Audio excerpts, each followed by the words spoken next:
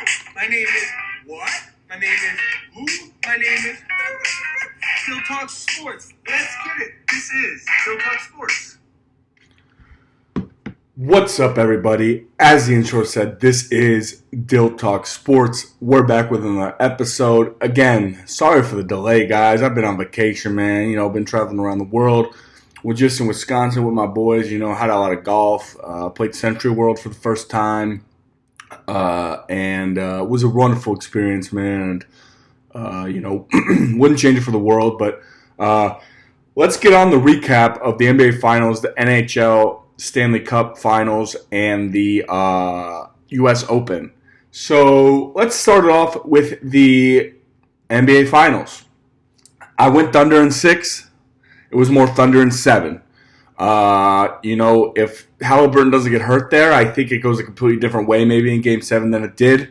But, congrats to the Thunder and the second youngest team ever to win an NBA Finals appearance. That's awesome, and it's good to see for them. And I'm really happy, for Shai and Jalen Williams and Chet and all them boys out there and Mark Daigneault and for the city of Oklahoma City, man. It's good to see small market teams winning more and more ever since the Warriors and, the super teams of the Cavs and the Heat and the Warriors all just kept winning. It was kind of like, whatever. We know who's going to win. We know who's going to be in the finals. There's no parity. But these last couple of years have been great. It's awesome to see the parity and, a bunch of different teams winning, not a lot of teams winning in a row. So that's great, man. But, I want to give Shai his flowers. He played really, really good when the team needed him most. Last Game 7, I'm going to debate. He played okay. He had a lot of free throws, and that's why he was like 9 for 27 or something, maybe even worse. He won there. And I think Chet is the one that really played well that doesn't get talked about enough. I think he had 4 blocks and, just was a menace on the defensive end the whole time and messing up shots every single game and here and there. So, really, really good game, and congrats to them again on the win and moving forward with that. But, I think, the team that I said all year that was going to be the closest to beating them was the Denver Nuggets. And while we're on the NBA, let's keep going. Let's talk about some of the free agency moves that happened yesterday. Nuggets getting rid of Michael Porter Jr. for Cam Johnson, or Michael Porter Jr. and a first-round pick for Cam Johnson. I don't hate it. I think the move was more for money's sake. I think Cam Johnson's a lot cheaper of an option. But they kind of played the same. I mean, Cam Johnson did have a great year last year, and I think Michael Porter Jr. in the playoffs kind of showed who he was. But also he was injured. His shooting shoulder was hurt. So, you can say what you want about that and do that from there. But I just think the Nuggets kind of came to a realization that he's not worth the money that we were paying him, and Cam Johnson's a cheaper option, does the same kind of thing, 3-and-D, and probably a little bit better at defense. Not as big, not as long, but a better defender nonetheless. So I think we'll see what happens with the Nuggets. I mean, their GM and management haven't really done wrong in Jokic's era. Hopefully they're going to get better. I mean, they were 1 game away from beating the NBA champions. So, I mean, if they don't choke away two leads in the fourth quarter in that series, they probably win the NBA Finals. So, we'll see what happens there. I think the big three of AG, Jamal, and Jokic are still going to be great. And they also had a bench depth with Bruce Brown, which I love. I think that's a great addition. I think Bruce Brown leaving after the championship was one of the worst things that could happen for the Nuggets. I think he's a valuable piece. Knows how to play off the ball, knows how to play with the ball, knows how to flow with Jokic really well, and can play really good, just off the bench, which is kind of what the Nuggets needed. He can start when he needs, but also need that bench type of player because they haven't had that. I mean, their starters would just start cooking, and then their bench would come in and nobody would do anything. But I think it's time for, Peyton Watson to develop this year. I think he's got to develop a lot this year. I think Zeke Naji at the end of the year kind of showed that he can still be a valuable piece in the rotation. Of course, Bruce Brown's going to be a valuable piece. So we'll kind of see what happens with Russ. I don't know if Russ is going to come back or not, but, that'd be a big pickup if Russ comes back as well, just because, whether you like him or not, he has some games where you're like, what are you doing, Russ? But he also has some games that are great. So I think that's big for them. What else happened? LeBron opting into his player option for 50-something million. If LeBron says he's about winning, I disagree. He should opt into his player option. And I know you guys know I hear that I'm not the biggest LeBron guy, but he says he's about winning and he's taking up 52 million. I mean, yeah, you could say Luka's taking up 54, but Luka's 27, 28, maybe not even. Luka's young and he's still got a lot of time left. LeBron, if he wants to win, he wants to get all these players, but he's taking up $50 million to do. And don't get me wrong, he's still playing at that caliber of money level. But if this is going to be his last year, his last dance, as Michael Jordan would say, I think he has to take less money than he did. Just me personally. We'll see what the Lakers do. They losing Finney-Smith to the Rockets, which also I think is a great pickup for Dorian Finney-Smith to the Rockets. I think he doesn't get the love he deserves. I think he's a very underrated 3-and-D type of guy. Was really beneficial on that Mavericks team that went to the NBA Finals a couple years ago. And I think the Rockets are trying to build something up with also, now that we're on the Rockets, with getting KD. KD at an older age, kind of got rid of some defense for some offense. We'll see what happens there. I mean, of course, KD's an upgrade over whoever they got rid of because he's KD. He still can hoop. He's still a great hooper.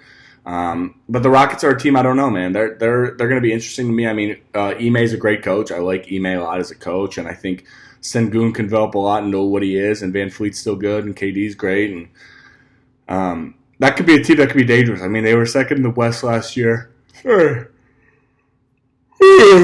Second in the West last year with, a bunch of like Jalen Green and them, Alper and Sengun and all them. So we'll kind of see what happens with them. I think that's a team that could be dangerous in the West. I really do. We're gonna have to see what happens there. But let's jump to the Mavericks, just because we're jumping all around. No particular order, we're jumping all around. But Mavericks going Cooper Flag number 1. I think that's a great pick. I think that's the right decision by the Mavericks. I think the Mavericks, for getting rid of Luka, actually have kind of ended up in a very good situation themselves. It had to be Nico knew something he was going to get the first pick when he got rid of Luka, because there's no way. But anyways, Cooper Flag and AD, and if AD can stay healthy, and Kyrie, I think that's going to be a really good team. I think Cooper Flag kind of fits in right away, and he kind of fits in as a piece, and he doesn't feel the need to have to be a superstar right away. He can kind of develop into his own and kind of be a rookie and play who he is. I mean, he has AD next to him, who's a great player, and he has Kyrie next to him, who's also an amazing player. So I see Kyrie's going to sign that deal and make it happen there. So I think that could be a really, really important piece for the Mavericks. I also got D'Angelo Russell, which I think is a great backup point guard or a secondary point guard if you need another ball handler on the floor with Kyrie. I mean, Kyrie's a GOAT, so we'll see what happens there. But I like what the Mavs are doing. I think the Mavs, are kind of in a good situation again to kind of come back. I mean, the reason they also lucked in that first pick was they were hurt most of the year last year, so they just tanked the whole year. I mean, AD and Kyrie together could have been great because AD is great and Kyrie's great. So we'll see what happens there. I'm interested and I'm excited to see, kind of where Cooper Flag goes and whatnot there. And then second was Dylan Harper. I think that's another great pick. I think Dylan Harper's, a proven guard. He has a father that was in the NBA. Ron Harper played with the Chicago Bulls. I mean, played with the best ever. And was a key contributor, key piece to that team that won all those championships. So, I think that helps him a lot. Rutgers last year, don't really know what happened. I mean, him and Ace Bailey couldn't make an NBA or a NCAA tournament with them two top 5 picks. I mean, it's just ridiculous to see. And, I don't know what happened there, but really curious to see kind of how they do. And I think Dylan Harper is the right pick for that, and we're going to go from there. But next, I want to talk about Ace Bailey, man. The Jazz picked him. He fell to 5 as I think that's the right place for him. I mean, I'm hearing all these things. I mean, whether you believe it or not, whether you're doing the right thing or not, whether you're doing whatever, you saw what happened to Shadur in the NFL draft. You should know that that's going to happen in the NBA draft, man. I mean, you can't be doing this stuff and just expect everything to be A-okay. It's how it was. It happens. I get it. And, I'm proud of him. I think he's going to be a great player in the NBA. I think he's got the length. He's got that wing size that you kind of are looking for clearly in your wing. Wow. Breaking news. I'm just seeing this right now as I just pulled up ESPN. So the Bucks are waiving Dame and signing Miles Turner. Okay, we'll get back to the draft in a second, but I really do think that's the right decision. I love Dame to death. I think Dame's a great player, but I think he's on the end of his career, and I think unfortunately that's how it's going to be. I hope he finds speed recovery with his Achilles. I'd never wish that on anyone. Same with Tatum. Same with Halliburton. I hope speed recovery to all of them, because that's horrible injury, and that happens. But I think, going off the Bucks' sake, I think the wave of Lillard's the right decision. I think when they got rid of Drew Holiday, that was the wrong decision. I think Drew Holiday fit that team better than Dame did. I don't think they needed that scoring guard. I think they needed Drew Holiday, who's a great defender, a point guard, true point guard, will play both ways with the ball and kind of do what he wants. But getting Miles Turner from Indy, I think that's a loss for Indy. The Bucks lost Brook Lopez, which I don't think is a horrible loss, because he's getting older on the edge, and he went to the Clippers. I think that's the right place for him to go to the Clippers and kind of, help Zubac develop a little bit more. I think Zubac's already kind of coming into his own, especially after what I saw from him last year. But I think that's a great decision nonetheless for them, and I will, I think that's the way it should go. So, good to see that there, and kind of how that's breaking down. But what else have we got? Nickeil Alexander. To the Hawks. I think that's another great pickup for the Hawks. I think Nickeil Alexander-Walker is a great player that doesn't get talked about a lot. I think his value is very understated, just because he plays the right way. He plays 3-and-D. He plays how he's supposed to play, and I think that's what that is. So let me see what Ravia Lakers. Okay, so I also see SGA got an extension with OKC. Well deserved, man. Congrats to you. Egging that generational wealth for you and your family, brother. Proud of you, and rooting for you the rest of the way.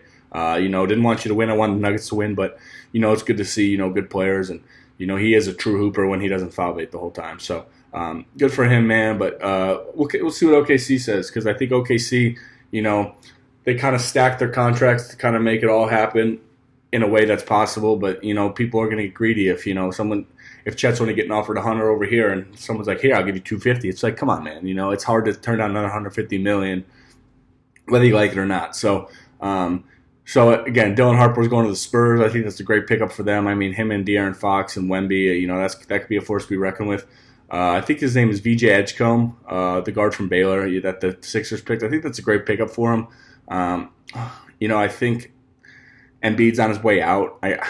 He just can't stay healthy, man. And whether you like him or not, he's not a healthy player, and he's not consistently healthy. I just think it's not going to work. So, but Con Neipel to the Hornets. I also saw the Hornets got Colin Sexton. So I'm curious how that's going to work.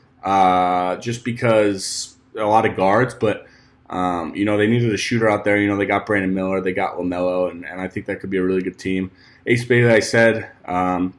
Jeremiah Fears to the Pelicans. I think that's a great pickup for the Pelicans. The Pelicans are kind of in a weird spot.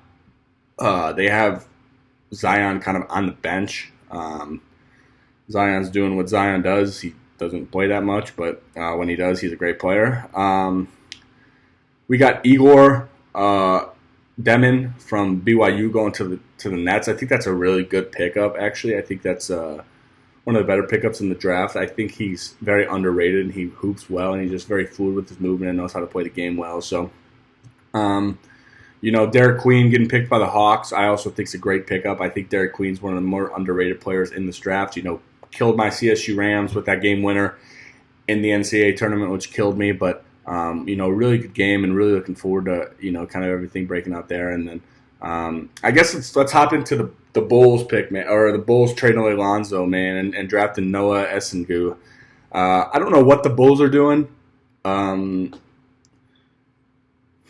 the Bulls, I guess. I guess they like making weird decisions. But getting rid of Lonzo for Isaac Okoro, Okoro could develop to be really, really good, but Lonzo's so good. Maybe you don't think he's ever going to be back the same since his injury, and you kind of gave up on that whole Levine, DeMar Rosen. But, why do we still have Vucevic? I love Vucevic to get death, but come on, man. He doesn't play any defense. He's offensive GOAT. offensive GOAT, but he's getting old. He doesn't play defense. So I just don't know what's going on with them, man. I hope they figure it out and do something better with it. But they're just killing me to be a fan of them right now, man. Giddy, I think, could be really good. I think if Giddy continues to develop and Okoro continues to develop and Sengun, I've never seen him. I've never watched him. I think he could turn into something special. I hope he does. But we'll kind of see what happens there. So, that's kind of my NBA breakdown. We'll drop another video based on the rest of free agency and kind of what's going on. It's already been an interesting free agency, as it always is in the NBA. It's probably one of the best times of the year is just NBA free agency. So, yeah. Now let's dive into the NHL Stanley Cup final. I went Oilers in 7. I was wrong. It was the Panthers in 6. And you know what, man? I got to say I was wrong, but the Panthers are that team, man. They just play so good. They play so hard, and they're so physical. That's the difference between, I think, the Oilers. And I think that was the problem with the Avalanche for a few years was they would just get out-physicaled by teams, and it would just beat on them the whole time, and it would suck, and they couldn't do anything about it. And I think that's also what the Panthers do to teams. They just out-physical you, and eventually you're just like getting sick and tired of just getting beat up all game. All game you're getting beat up. And I think that's kind of what we saw with the Panthers here. And, Brad Marchand, of course, signed an extension there yesterday, and that's a great player for them. Ekblad, Sam Bennett, of course, Kachuk's still a GOAT. They got Bobrovsky, I think, is the goalie. They're a team to be reckoned with. 2 in a row is 2 in a row, whether you like them or not. I think that's amazing. But for the Oilers, man, I don't know where you go from here. I think this was your best opportunity, and last year you pushed them to 7 games. So was the team better this year? I thought the Oilers had a better team this year, but I also think that the Panthers had a better team. So just proving that physicalness, I think, was really, really tough for the Oilers to overcome. And McDavid's a great player, and Draisaitl's a great player, and they got a lot of great players on the team. But the Panthers just that team, that gritty, physical team that you don't want to see, that you don't want to play. It just sucks to play them. And after a long series, you're just kind of sick and tired of it. So, congrats to the Panthers. I'm excited to see what they're doing next year. I don't know if they could three-peat. They could. They're really good still.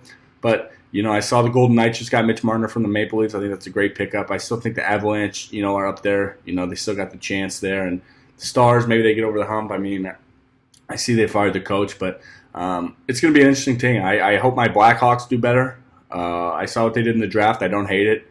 But, I don't know enough about that to say anything. They got Bedard. They got Taylor Hall. They got rid of their coach finally. They just need to get rid of their goalie, man. Their goalie is so bad, man. He just doesn't do anything for them. So we'll see what happens there. I think it's I think it's a great thing, and I think all the parity that's kind of been going on in sports is really good for sports in general. It's been a lot. It's been very enjoyable to watch instead of just we know who's going to be here, we know who's going to be there, we know who's going to be this. It's great to see. So, and then lastly, let's go U.S. Open. Shout out JJ Spawn, man, and shout out Oakmont for putting on a really, really hard tournament. I think I've always said that that's one of my favorite things to watch in golf is when they struggle golfing, is when these professionals are getting killed by the course, and it's really, really hard. And Sam Burns was up there and Adam Scott was up there, and they had the opportunity to win, during Sunday, and they just kind of choked at the end. That rain delay kind of seemed like a detriment to them, and JJ Spawn was just like, I'm going to take this as a win for me and move up forward and move, shoot up the leaderboard and win this tournament. That putt on 18 to seal the deal is one of the coolest things ever, and just a true good story for the guy, man. And I saw he was thinking about quitting golf and kind of running out of money and didn't really know where to go with stuff, and his support system told him to just keep going, man. And if that doesn't put you to where you want to go, man, and show you to live your dreams, it should, because you can do anything in this life, man. You just got to continue to push forward and believe in yourself. It might not always seem like it's going to go the way you want it to go, or you're going to have the happiness to do it, but you can truly do anything, man. And JJ Spawn's a perfect example of that. He persevered through everything, and maybe this might be his only major he ever wins, but you know what? That's better than 98% of golfers, professional golfers, amateur or 99% of all golfers, but 98% of professional golfers. So, for him to do that and for him to win and just, the pure joy he had on his face, man, it really brought a tear to my eye, and it's bringing a tear to my eye now because it just proves that, with perseverance and with belief in yourself and with the right people around you, you can truly do anything, man. And I hope everyone knows that and everyone keeps pushing forward. And, shout out to JJ Spawn. Congrats on that. I know we have the Open Championship coming up here soon. I think that's going to be a great tournament. Kind of see what happens. I think Scotty, of course, has another chance to win. He had a chance on Sunday again to come back. And, it's going to be a good tournament. I hope Bryson could do something again. I love Bryson. Maybe Brooksy can come out of nowhere and get healthy again. But after what I saw him breaking the T marker at Live, I don't know, man. We'll see what happens, though. But, this time of sports is kind of a lull, so we're going to try to do something different on this channel every now and then, give you some motivational talk, kind of see where it goes, man. But I'd love to hear what you guys want down in the comments below. I'm going to try to keep on keeping on because that's all I really got right now, man. I got y'all, and I appreciate y'all every single day. And I just want you to know that you guys can do anything. But this was an episode of Dill Talk Sports. This was, free agency breakdown, NHL breakdown, golf breakdown. And it's one of my favorite things to do every day is get on here and talk to y'all, whether it's, talking to myself on the screen and you kind of comment from there. But I appreciate everyone joining. I hope everyone is, having a great time. Everyone have a blessed 4th of July here in a couple days. Keep following your dreams. Keep doing you. Build your dynasty. And God bless. Deuces, guys.